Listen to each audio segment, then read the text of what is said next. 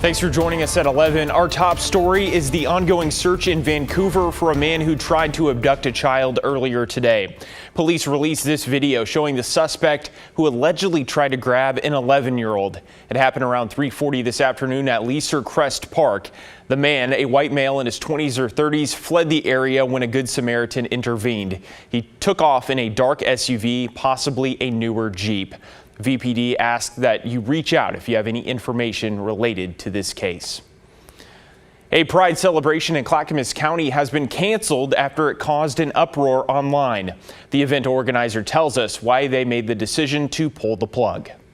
For the past 3 years, Hindi Appleton has held a pride event in the small town of Malala. Appleton tells us this year's celebration was supposed to be an inclusive community carnival and picnic at a local park. And I had entertainment lined up, and one of the entertainments was a drag queen. Appleton explained that's when people in the community started to become uncomfortable. When I announced the event on social media, people were upset and made it clear that they were upset. Negative comments began rolling in on social media. You're putting our children in danger. This doesn't belong in our community, and we're going to show up to disrupt the event. Appleton says some people went even further and threatened to bring guns in protest. When people from outside Malala in Clackamas County said they would be showing up, the decision was made to cancel the event. I wanted a community event. So many people were going to be coming in from outside the community just to make a point that it ruined the purpose. The Malala resident of 18 years now hopes the community will become more accepting of people of different backgrounds and not be fearful that Malala is becoming more diverse. There's room for all of us. There is room for all of us here in this town. Appleton is still trying to decide whether or not to attempt another Pride event later in the fall, but says Pride will definitely be returning to Malala in 2025.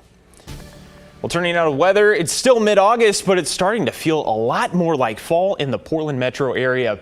Meteorologist Joe Ranieri joining us now. Joe, are we even going to see the 80s this week coming up? No, and we were talking earlier on our breaks, and I'm worried my days of hanging out by the pool are limited. It's mid-August, and yeah, it's going to be another repeat of what we saw last week, basically. Cool, cloudy, with some showery conditions, although the first part of the work week is going to be relatively quiet. Just another week of some cool and cloudy conditions to start things off tomorrow. A few showers at times by midweek, and even into Tuesday morning there could be some light spritzes here and there, but the more measurable amount of rain, John, will arrive later on in the week. And it gets a little bit warmer next weekend, but one thing I don't have is temperatures 90 or above, and I do have one day that's at 80, and it's not going to happen until next Sunday if we're lucky. But we have this upper level low that's been bringing in a good amount of showers here throughout parts of your Sunday and into southwest Washington. Also some thunderstorms as well. This front will slowly slide a little bit onshore overnight. That's going to be ushering in more clouds and a slight chance to see some light sprinkles here and there, but it's not going to be adding up to much. As we go into tomorrow morning, we're looking at basically mostly cloudy skies, some high clouds here and there. By the later part of the afternoon, those clouds lift a little bit, and we'll be seeing a little bit more of the sunshine and temperatures right around the mid to the upper 70s. I'll break down your detailed forecast over the next few minutes and also talk about the supermoon that you can check out. I'll talk more about that in about 10 minutes from now. All right, Joe, thank you. We'll see you later in the show.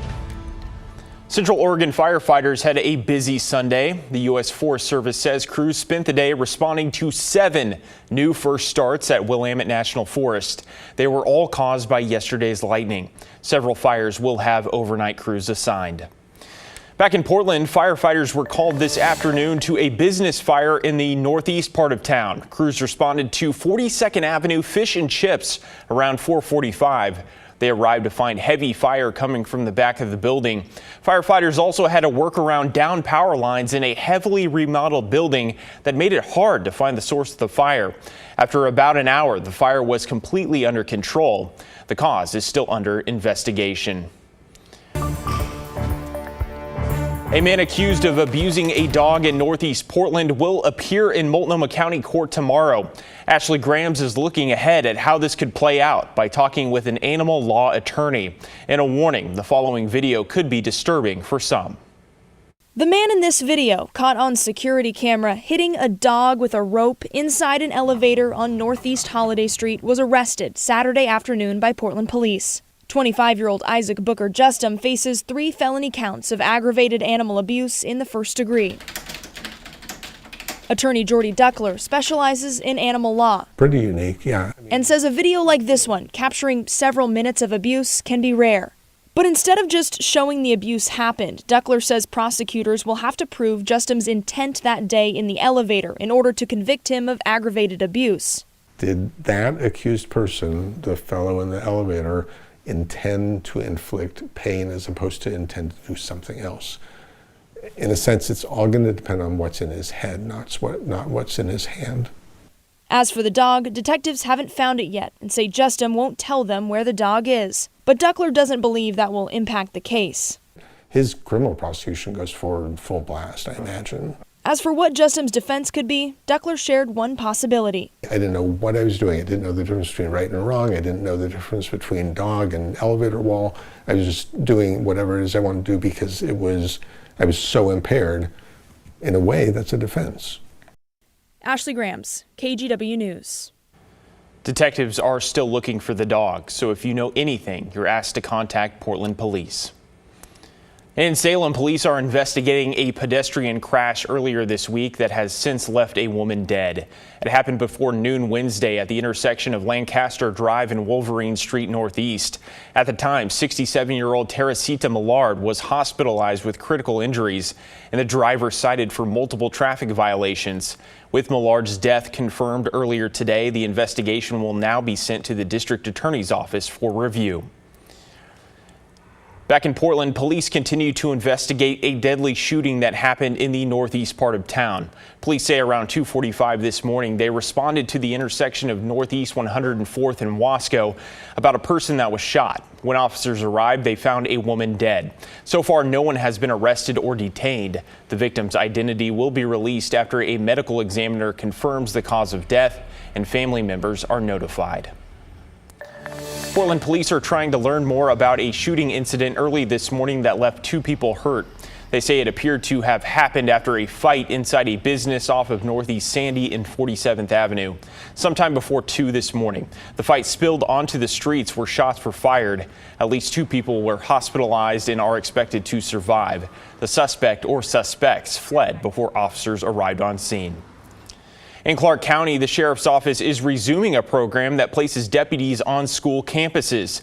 The Battleground School District will have a school resource officer or SRO at Prairie High during the upcoming school year. It was suspended during the pandemic due to budget and staffing issues. The district is covering 80% of the deputy's salary. Probably the biggest part of that program is building relationship with the kids. If later on in life or if further down the road they have contact with police officers, they have a good relationship or they have a good experience. The sheriff's office hopes to expand the program beyond one officer in one school in the years to come.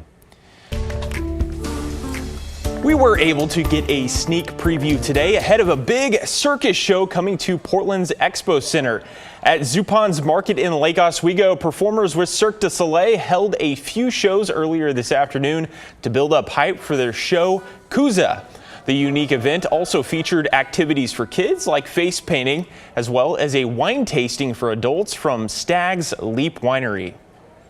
It's so exciting. We get close to our audiences. We can feel their reaction. It's immediate, it's live, it's lively, and it gives us good energy for when we start our shows. The shows run from Wednesday the 21st through October 6th.